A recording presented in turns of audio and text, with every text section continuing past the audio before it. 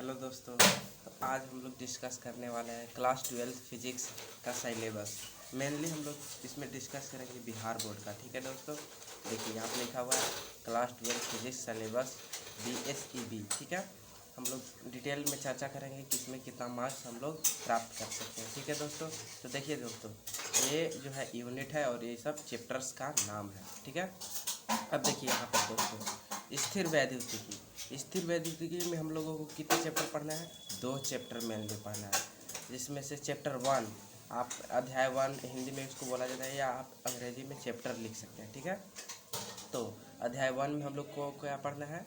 विद्युत आवेश तथा क्षेत्र, जो कितने नंबर का आता है? 4 नंबर का। और उसी में यूनिट 1 में ही स्थिर विद्युतिकी में ही क्या पढ़ना है? अध्याय 2 में स्थिर विद्युत विभव तथा धारिता, वो भी 4 नंबर का ही आता है। ठीक है, और यूनिट 2 में क्या पढ़ना है? विद्युत धारा, यानी कि अध्याय 3 है कि ना।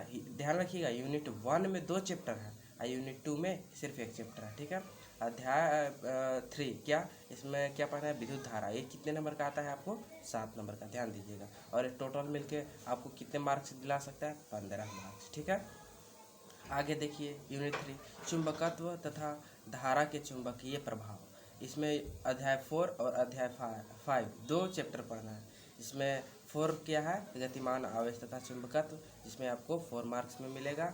और अध्याय 5 कितना? चुंबकत्व तथा द्रव्य, इसमें कितने मार्क्स मिलेंगे आपको?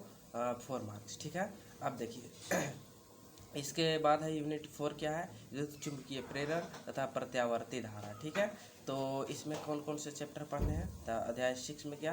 विद्युत चुंबकीय प्रेरण, जो 3 नंबर का आ सकता है। देखिए दोस्तों, यहाँ पे 1-2 नंबर इधर उधर हो सकता है, कम या बेसी हो सकता है, तो उससे घबराना नहीं है। आप लोग को तो पढ़ना तो सभी को है, तो सबको ध्यान से हम लोग पढ़ेंगे।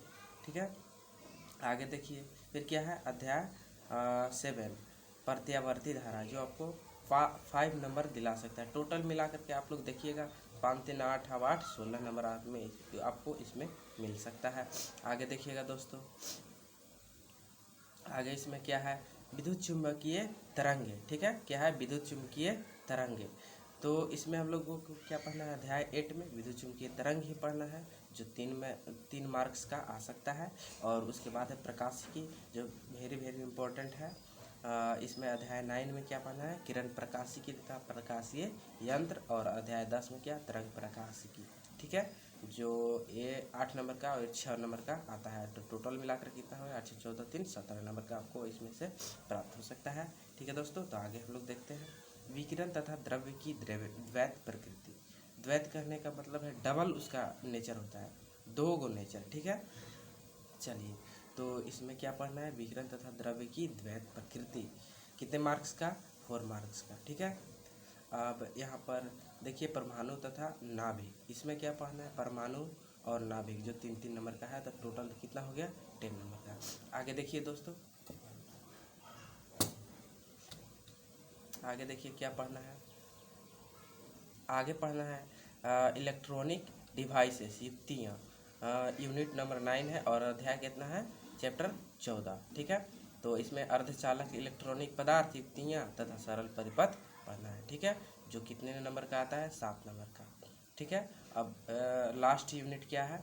संचार व्यवस्था, अध्याय यानी चैप्टर 15 संचार व्यवस्था, जो 5 नंबर का। टोटल मिला के 12 नंबर आप में इसमें से प्राप्त कर सकते हैं। तो ये सब इसके पिछले वाला वीडियो में जितना था सब जोड़िएगा तो 70 आएगा, और प्लस 11वां जो आता है प्रायोगिकी प्लस प्रोजेक्ट मिला करके आपको कितना नंबर? 30 नंबर का होता है। जब टोटल मिलाइएगा 17 और प्लस 30, 70 प्लस 30 कितना हो जाएगा? 100, यानी कि आपको 100 मार्क्स का आएगा। और इसका जो पेपर होता है 3 घंटे 15 मिनट का होता है। ठीक है दोस्तों, इसका जो टाइम है 3 घंटे 15 मिनट का होता है, जिसमें 3 घंटा ही होता है, 15 मिनट पढ़ने के लिए दिया जाता है अतिरिक्त समय।